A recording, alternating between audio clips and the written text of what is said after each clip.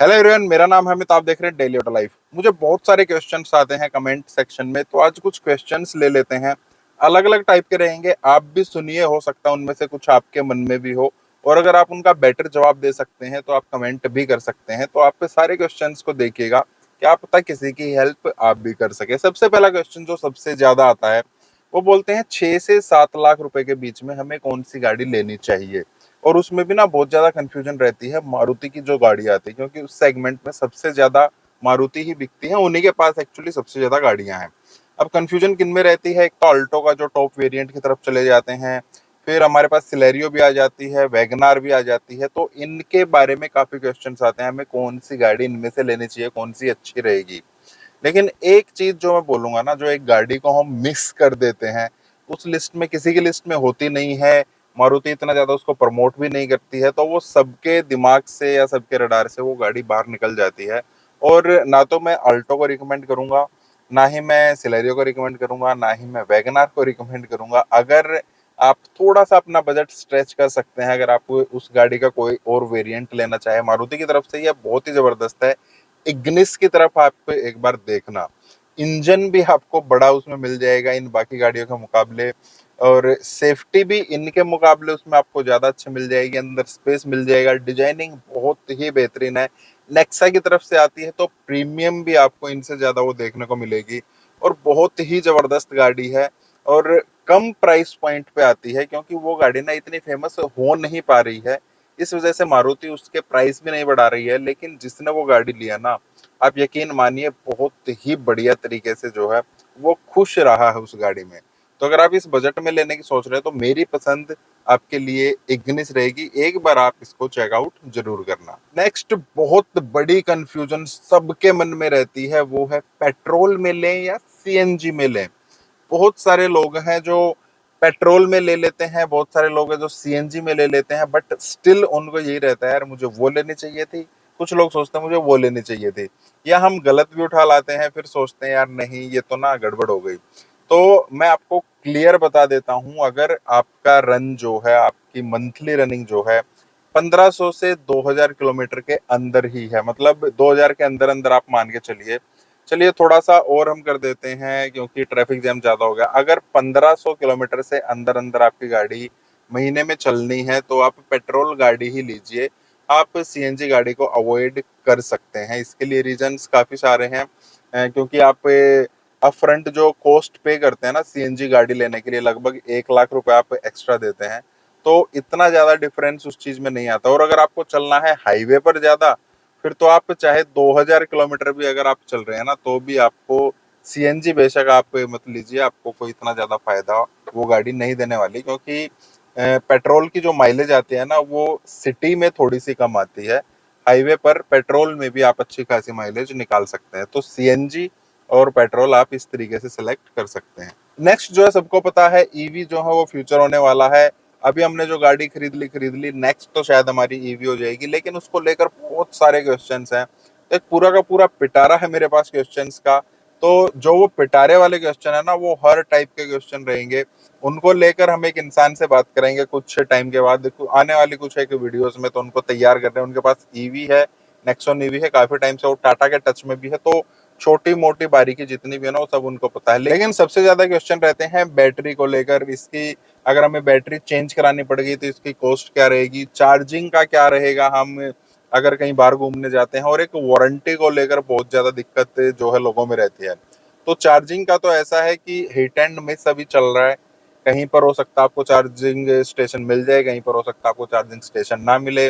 बहुत जगह पर मैंने देखा है एक स्टैटिक के लगे हुए हैं, टाटा के भी लगे हुए हैं, लेकिन टाटा के चार्जर जो है कभी दिक्कत कर देते हैं। स्टैटिक के जो चार्जर हैं वो बहुत ही बढ़िया चलते हैं। मोबाइल ऐप आपको मिल जाती है जब आप ईवी खरीदते हैं, वहां से आप चेक कर सकते हैं। चार्जिंग की इतनी ज्यादा दिक्कत नहीं है। रही बात नई बैटरी की कॉस्ट की, तो अभी काफी महंगी है ये नई बैटरीज। जी हाँ, एक अगर आपकी बैटरी खराब हो गई है और वो आउट ऑफ वारंटी है, तो काफी मोटा आपको खर्चा हो सकता है। एक 12-13 लाख की गाड़ी में लगभग 6-7 लाख रुपए की तो आपको बैटरी ही रखवानी पड़ सकती है। और तीसरा रहा कि वारंटी कितनी है, तो एक आम इंसान के लिए 90% लोगों के लिए वारंटी इनफ है, क्योंकि ये बैटरी इतनी जल्दी खराब नहीं होती हैं। टाटा को ही ले लीजिए, लगभग 1,60,000 किलोमीटर की हमें वारंटी दे रहे हैं, 8 साल की वारंटी दे रहे हैं। और उसके बाद भी ऐसा नहीं है कि ये बैटरी जल्दी खराब हो जाएंगी, या 8 साल के बाद कितने परसेंट में ये हमें वारंटी देंगे, कितनी इनकी डिग्रेडेशन होगी, वो सब ठीक है। जो हमारी नेक्स्ट या जब भी वो वीडियो आएगी ना, उसमें हम इसके बारे में डिटेल में बात करेंगे। लेकिन अभी इतनी ज्यादा दिक्कत नहीं है कि इतनी जल्दी हम 1,60,000 चला लें, या इतनी जल्दी ये बैटरी खराब हो जाए। 8 साल के बाद भी अच्छी खासी ये बैटरी चल सकती है। फिर एक और क्वेश्चन बहुत ही ज्यादा आता है कि मुझे कौन सी गाड़ी लेनी चाहिए, मेरा बजट इतना है। लेट्स से लिखा जाता है 10 से 12 लाख रुपए का मेरा बजट है, तो मैं कौन सी गाड़ी लूं, मेरे को सिटी में चलना है, हाईवे पर चलना है, तो मैं कौन सी गाड़ी लूं। तो इस तरीके से ना तो मैं बता पाऊंगा, ना कोई और बता पाएगा। इसके बारे में ना एक डिटेल में बात करनी होती है, या बहुत सारी डिटेल्स हमें देनी होती है, हमें कहाँ चलना है, कैसी हमारी फिजिक है, एक एक चीज के बारे में हमें पता करना होता है। तो अगर आपको किसी को बताना है या किसी से पूछना है, तो आप उसको ना अपनी पूरी डिटेल दीजिए कि इस तरीके से यहाँ पर हम रहते हैं, ये मेरी फिजिक है, मतलब इतना लंबा हूँ, इतना चौड़ा हूँ, इस हिसाब से इतने फैमिली के मेंबर्स हैं हम। प्राइमरी जो हमारा यूज रहेगा गाड़ी का, वो क्या रहेगा, ऑफिस जाना है या हमें घूमने के लिए वो ज्यादातर देखनी है। कितना सामान हम उसमें रख के चलने वाले हैं, फैमिली के साथ कब कब चलेंगे, अकेले गाड़ी कब कब चलेगी, कितनी ज्यादा चलेगी, कितनी कम चलेगी, बहुत सारी चीजें हैं। रास्ते कैसे होने वाले हैं, पहले आपके पास कोई गाड़ी थी या नहीं थी, उसमें आपको क्या परेशानी थी, या जो अब आप गाड़ी ले रहे हैं उसमें आप क्या लेना चाहते हैं, कौन से फीचर लेना चाहते हैं। तो बेस्ट पॉसिबल तो रहेगा इन सब का आंसर आप ही दे सकते हैं। लेकिन फिर भी अगर पूछना चाहते हैं तो काफी सारी डिटेल्स आपको शेयर करनी होती हैं, तभी मैं हूं या कोई भी आपको बता पाएगा। क्योंकि गाड़ी एक कोई छोटी मोटी चीज नहीं है, लाखों में चीजें आती हैं, बहुत सारी चीजें होती हैं गाड़ी में। तो जब आप डिटेल में अपना बताएंगे ना रिक्वायरमेंट क्या है, तभी कोई आपको बता पाएगा।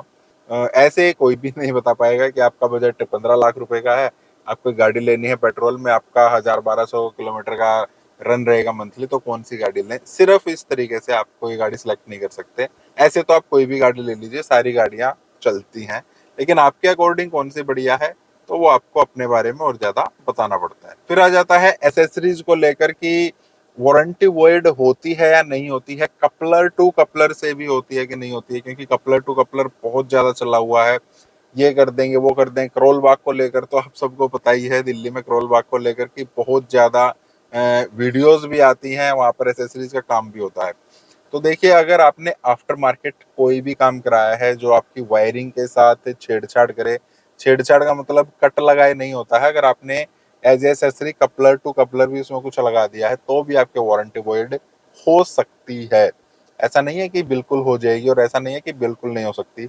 हो सकती है। वो कब हो सकती है, अगर उस एसेसरी की वजह से आपकी गाड़ी में कोई दिक्कत आती है, तो वो उस चीज के वारंटी को आपको, मतलब वारंटी देने से आपको मना कर सकते हैं। मान लीजिए आपने कोई स्पीकर सिस्टम लगवाया है, उसकी वजह से जो रेटेड करंट है, आपने जो स्पीकर लगाए हैं उनका रेटेड करंट ज्यादा है, जो गाड़ी में लगे आते हैं उनका रेटेड करंट कम है, उसकी वजह से किसी और दिक्कत, कहीं और पर दिक्कत आने लगी, आपकी पावर विंडोज काम नहीं कर रही हैं, क्योंकि जो आपने स्पीकर लगाए हैं वो ज्यादा करंट ले रहे हैं, यहाँ तक कम करंट पहुंच पा रहा है।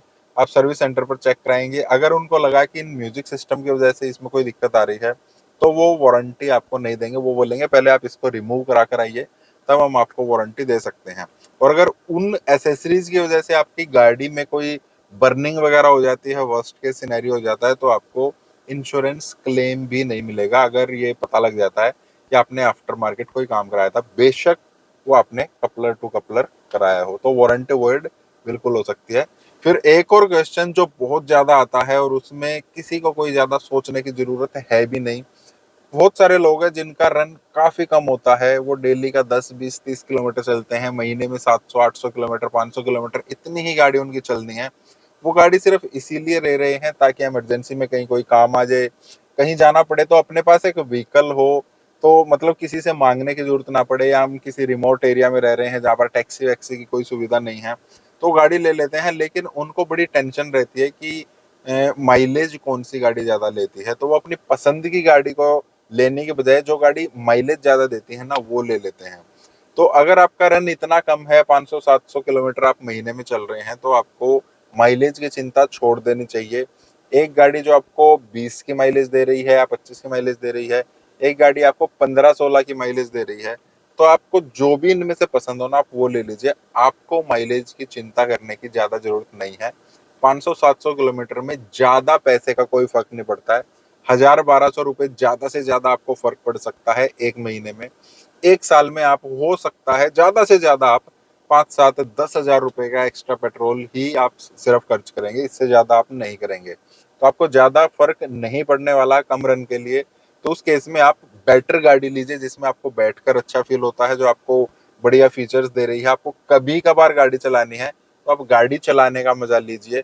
वहां पर आपको माइलेज की चिंता नहीं करनी है, कोई ज्यादा फर्क नहीं पड़ता है। अगर आपकी गाड़ी ज्यादा चलती है ना तब आपको माइलेज की तरफ देखना है। वैसे तो क्वेश्चन और भी बहुत सारे हैं लेकिन मेन क्वेश्चन यही सबसे ज्यादा आते हैं। नेक्स्ट टाइम फिर से कुछ क्वेश्चंस कवर करेंगे जो और भी ज्यादा आते हैं। इनमें अगर आप किसी का आंसर आप भी देना चाहते हैं कुछ और किसी के काम आ जाए, वो भी आप कमेंट कर सकते हैं। आपके कोई क्वेश्चन है वो भी आप पुट कीजिए। ईवी के बारे में अगर क्वेश्चन है वो आप जरूर बताइएगा, क्योंकि ईवी के बहुत सारे क्वेश्चंस इकट्ठे हो गए हैं और हो जाएंगे तो बहुत ही बढ़िया बात है। बाकी आपकी वीडियो कैसे लगे आप बताइएगा जरूर। इस टाइप के और वीडियोस के लिए आपको इस वीडियो को लाइक करना, चैनल को सब्सक्राइब करना। मिलते हैं नेक्स्ट टाइम। Thank you.